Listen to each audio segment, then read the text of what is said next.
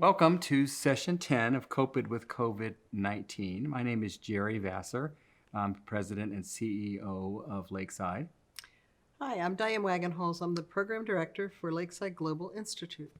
As you can imagine, we sit and talk about some of these subjects that's related to COVID-19, and we've been dealing with a lot of emotional issues. And I want to caution our audience on this particular session because what we're going to talk about, as we have just begun discussing it here, is some tragic issues. So again, if you're really sensitive or you've experienced some deaths and some separation from loved ones and you're sort of very upset by that, if you're very raw. overwhelmed with that, you're raw about it, this might not be the session for you to take a look at, because we're going to be discussing some of the difficulties we have experienced in our society as a result of being asked not to see loved ones in the hospital, and some of them, of course, have died. It's interesting to listen to the news and also to listen to our friends. I've had several friends who are in treatment for cancer and other things, and no one can see them. I have other friends who have parents who are in nursing homes, and they're not allowed. And if they have health issues and those kinds of things that you feel like you've got to care for, you really can't even go in. I heard one tragic story where there was an individual in treatment, and the family, he's a World War II veteran, in fact, and his family was told that he was getting better when, in fact, they found out that he had actually passed away. We're hearing stories about funeral parlors and homes being overwhelmed. Hospitals are being overwhelmed with mortality. And I just can't imagine, this has not happened to me, but I can't imagine having a sibling or a parent or a grandparent or someone in my family that has passed away, and I could not see them. Yeah.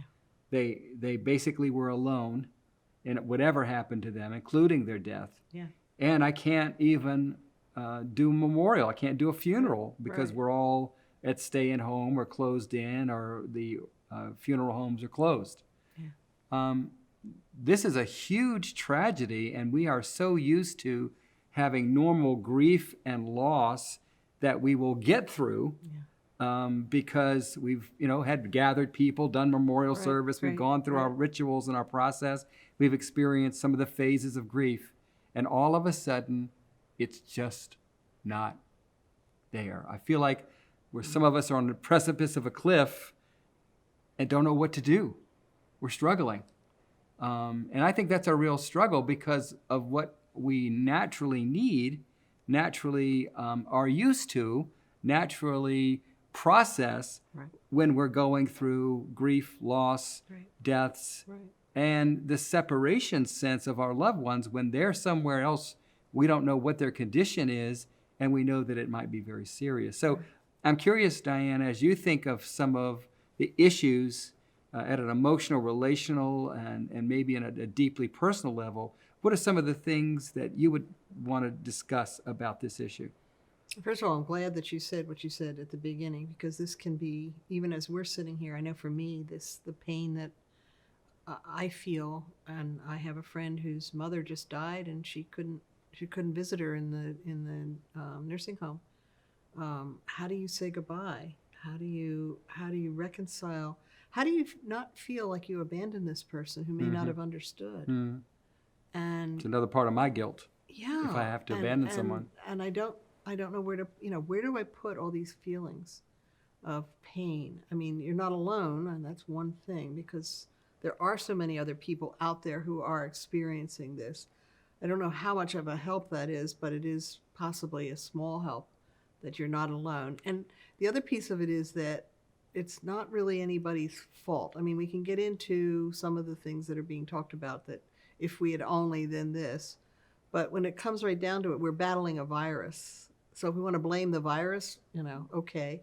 But we don't really have a place to put blame. And so it's a more pure kind of grieving, a more pure sense of helplessness, and where do we go with all the feelings that come with that? And I was thinking too that maybe it's easier when we have somebody to blame. Oh yeah, you can put your energy into that. That means I don't have to blame myself. I can blame somewhere else in the world. I can blame leaders. I can blame all kinds of people. Right. But really what we're fighting with is our own sense of responsibility. Yeah. And particularly if we have lost someone very close to us. And the other thing I think is significant, some of us are very empathic. Oh yeah.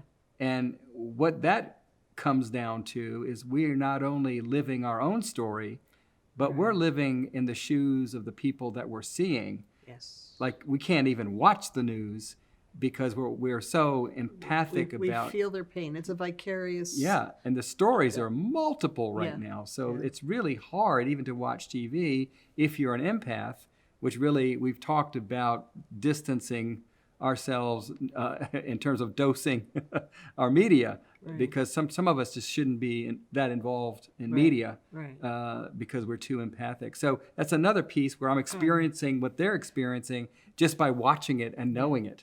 So it's vicarious mourning.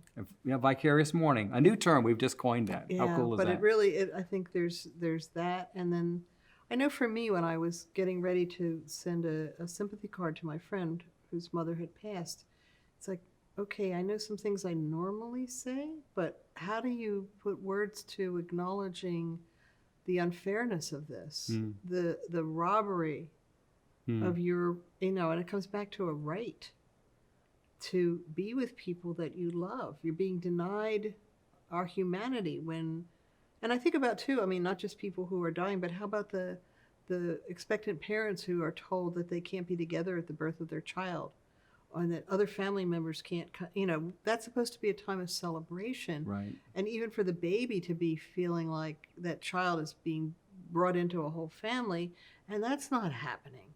I mean, and then people are sent home all alone to nurture their babies. I mean, there's so many things that are part of what's going on. Grandparents can't visit. Relatives can't visit. You normally have these big celebrations. Yeah. So there's a lot of tragedy here. There's a lot of grief and loss and unresolved memories and processes and pain. And that is a reality that we're facing because of coronavirus. And we talked about things we could do, though. Yeah, and so it feels a little hopeless. It feels like, wow, what do I do about things I can't resolve? Right. How do I deal with this in such a way? So maybe we can talk a little bit as we close this up about some things that are possible for us to do. This, to me, comes back to, okay, here's what's going on and the grief that goes with that and loss and all these things we're talking about. But I'm going back to a segment we did before on power. Okay.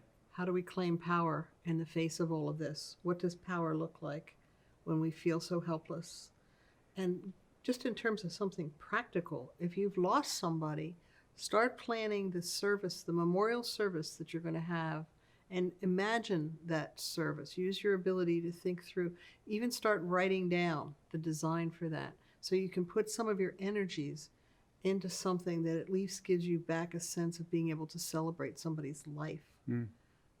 If there's other losses, like I said, with childbirth or with other things that have happened where you've had losses, writing down something. So some journaling maybe. Journaling. And then planning for something you can do once we have the opportunity. Once again, I don't think we'll ever go back to where we were, but to get back enough of that sense that we're not put in those positions anymore. What kinds of things, and make those plans. And do it with your children too. Do it with other family members. So at least then you can bring together people. One last thing, I think I said this in a previous session, but that just struck me about doing things during this time when someone's in the hospital.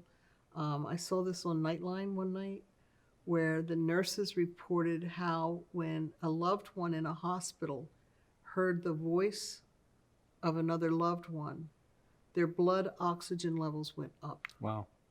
So that's when we can FaceTime or we can Zoom or we can take a phone call if we can get the help of the hospital staff to actually do everything we can to contact our loved one and hear their voice and let them hear ours. Yeah, we're still here, even if we can't be here in the ways that we want to be. We are still here. And I think for everybody in the throes of this, we need to know that we've got each other's backs and that we are going through this together. Mhm. That sense, even it's weird, but there's a sense of community despite all the distancing we have to do. Yeah, we see all the celebrations, but maybe equally important is that we have the folks that come to us in the midst of loss and tragedy. Yes. And we So- need to be able to accept where they are. Yeah. You're not going to fix this. There's not something you're going to be able to say like that's going to make it better. It's more about acknowledging this was so unfair and your loss is so profound and it was made even worse because of the things you weren't able to do. Just saying that can be at least a Right. credit for what has happened. And at least in experiencing it and in grieving it, I'm not alone. Yes. That's So I right. think that as we rally around our friends and our relatives and those that have been in the midst of significant tragedy, Yeah. I think it's important that we come along beside them in any way we're allowed. I know people that have sat in driveways Yes. and talked over the driveway. I know people that have gone to backyards on a nice day, stayed socially distanced, wore their mask, Right. and were able to communicate because one had been in the hospital and just got out and all that. Right. So there's all kinds of ways that we can be creative to assist those who have struggled. And this is a tragedy for our country. It's a tragedy for our neighborhoods, our communities, our families. And I think it's important that, as Diane said, we respond together. So again, if you know someone who has had this kind of tragedy, please give them a call. Be with them in any way that you're allowed. And help them when they think about, well, what can we do? Hey, let's celebrate their life and think about how we're going to celebrate their life with a memorial service and plan that. I remember one of the neuroscientists said that sometimes in the brain, if you fantasize about something, you plan it in your head, you enact it, it almost feels like you've done it. And the brain has a nice way of giving us some relief in that. So I think in terms of this tragedy, we're very concerned about anyone who has had an unresolved situation like this. It's important that you not blame yourself, that there isn't shame in this, and there isn't really helpfulness in being angry. I think the thing that we can do is ask for support, go through our normal grieving process, get whatever help you can, and make some plans to do the ritual, regain the ritual and the power that we lost because we were unable to do that. Thank you so much for joining us for a very difficult session on the tragedy of COVID-19, and we hope that you will join us again in our next session.